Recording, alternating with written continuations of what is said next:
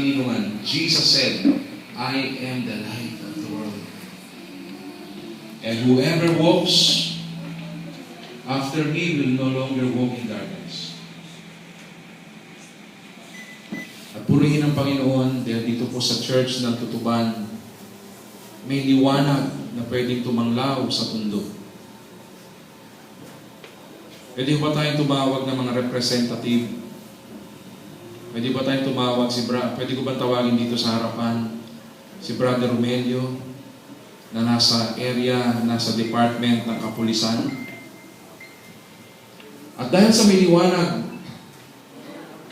ang Panginoon, hayaan natin sa iba't ibang sector ng society.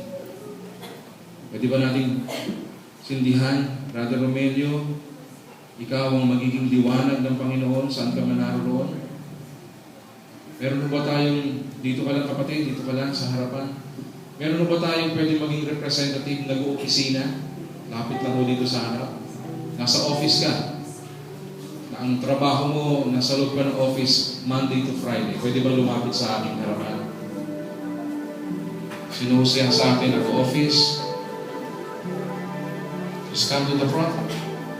Ito from City Hall, Brother Don. Dito ka lang sa harapan din. Representative ng Balot. Nakita ko dito si Dritch. Ang Balot ay isa sa pinakamadilim na lugar sa mundo. Dahil meron tayong gawain sa Balot, naniniwala tayo hindi mananatiling madilim. Meron mga estudyante. Maraming riot, maraming fraternity sa eskwelahan. Pwede ho bang lumapit ang isang estudyante na nag-aaral sa university, kahit sa eskwelahan niya, high school or college? Okay, Jenny? Isang simpleng may bahay. Pwede ba akong tumawag ng isang simpleng may bahay? Sa bahay ka ng araw-araw. Pero may mga kapitbahay ka na nawawalan ng pag-asa. Meron ba tayong pwede tawagin dito na may hawak na kandila? Sister, dito sa harap. Pwede ba tayong tumawag ng isang tatay,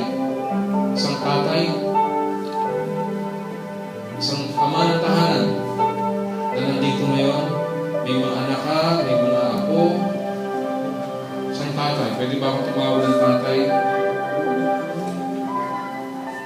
Somebody? Brother Alex? Ito si kapatid.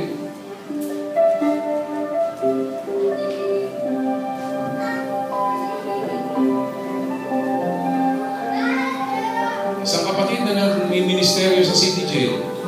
Brother Alex, pwede bang nanyayahan kita dito? I-invite natin ito si Brother Alex. Kasama natin sa gawain before, but now ay ginagamit na ng Lord sa iba't ibang ministry. Nawa, magliwanag ang Panginoon sa buhay mo. At dahil po dito ay purihin ng Panginoon bukod sa ating mga sector, iba't ibang sector. Meron na rin tayo mga Bible study sa mga mall. Pwede ba natin i-recognize si Pastor Fernando, kandila kung hawak? Pwede ba pakibigyan ng kandila, Sister Nicole? Si Coach Ramil ay ginagamit din ng Panginoon sa kabataan. Coach, marami pang kabataan na dapat abutin ng liwanag ng Panginoon. So makikita natin unti-unting lumiliwanag. At maaari ba mga kapatid na nandito sa harapan, pwede bang tayo ay mag-move forward at ating pong bigyan ng liwanag yung mga nasa harapan natin? Ikalat natin, huwag natin itago. Ang sabi ng Mateo 6, walang nagsisindi ng kandila o ng ilawan at pagkatapos ilalagay sa ilalim. Bagkus ito ay kanyang inilalagay sa ibabaw, sa pinakamataas, para na sa ganon, mas lalong kumalat ang liwanag.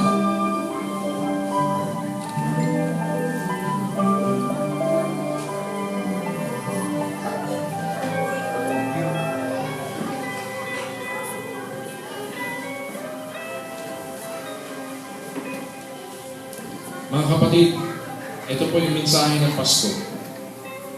Dumating sa mundo ang liwanag na tatanglaw sa madilim na mundo.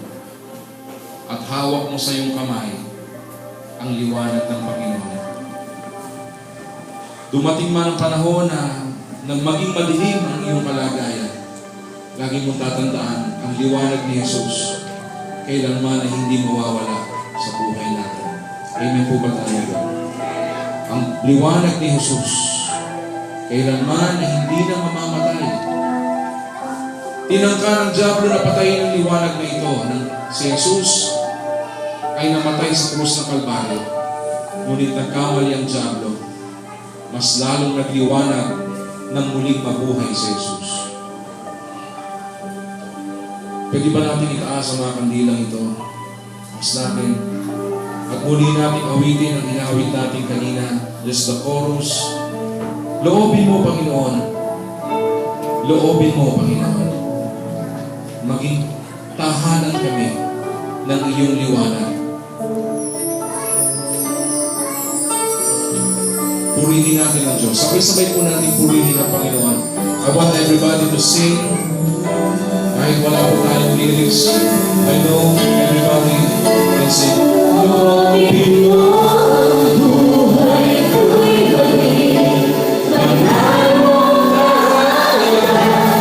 Tutulungan ng iyong wagas na pagsinta. Laluyan ng walang hanggang walang papuri pagsamba. Mahal ikaw ang Diyos, ngayon at kailanman. Just the congregation now. Loobin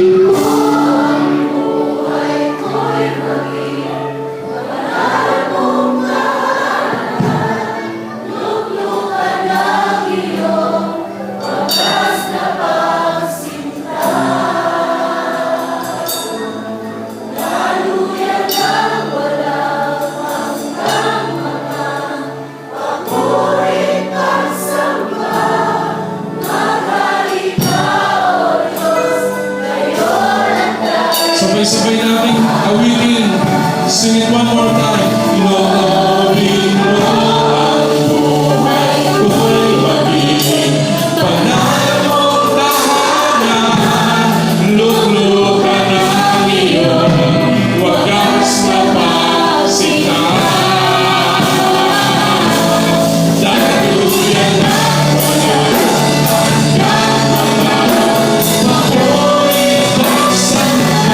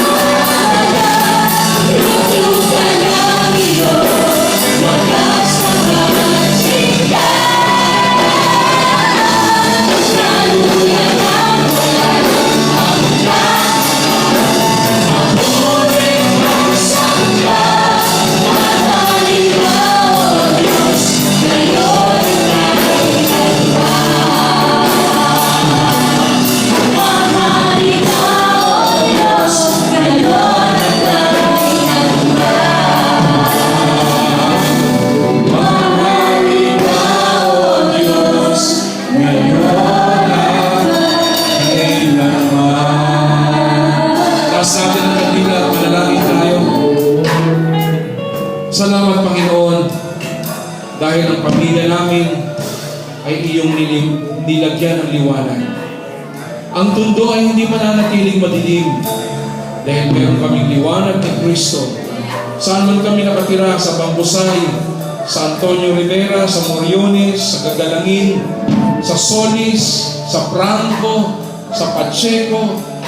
Panginoon, saan man kami nandun, gaano man kadilim ang mga tao nasa paligid namin, lagi namin tatandaan, ang liwanag ay magtatagumpay laban sa kadiliman.